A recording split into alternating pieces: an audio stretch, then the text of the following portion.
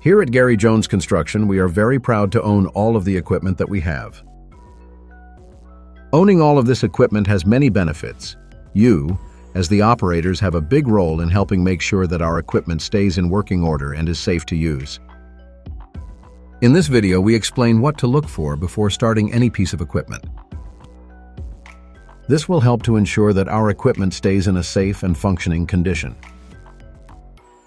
This is done by doing a pre-start walk-around, where you, the operator, will take a couple of minutes before starting a piece of equipment for the first time each day.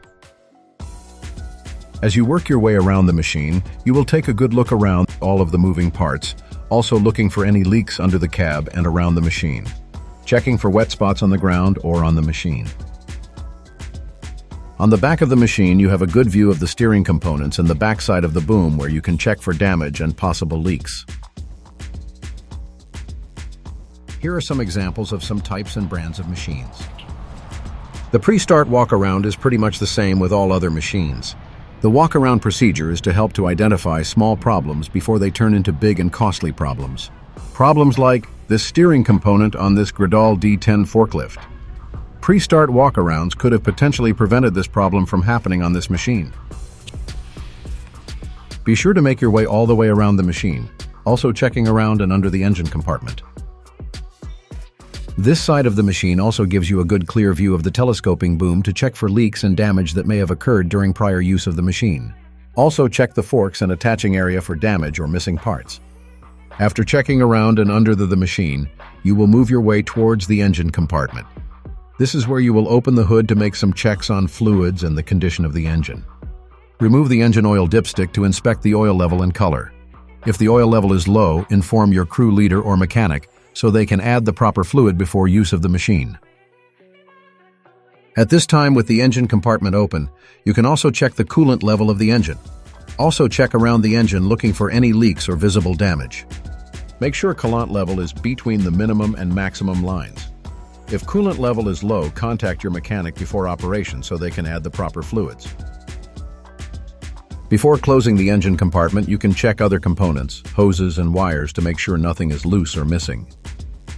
If any of these are loose, damaged or missing, please contact your mechanic before use of the machine.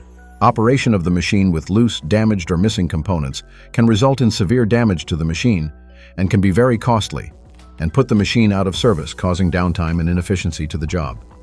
Here at the back of this machine is where the hydraulic tank is located. The location can be different on other machines. You will need to make sure that the fluid level is visible in the sight glass. If you do not see any fluid in the sight glass, contact your mechanic to ensure proper fluids can be added at the proper level. The boom must also be all the way down and all the way in before checking the level. So remember to have the machine in this position at the end of the day when parked. After checking everything that has been previously stated in this video, it is now time to enter the cabin of the machine.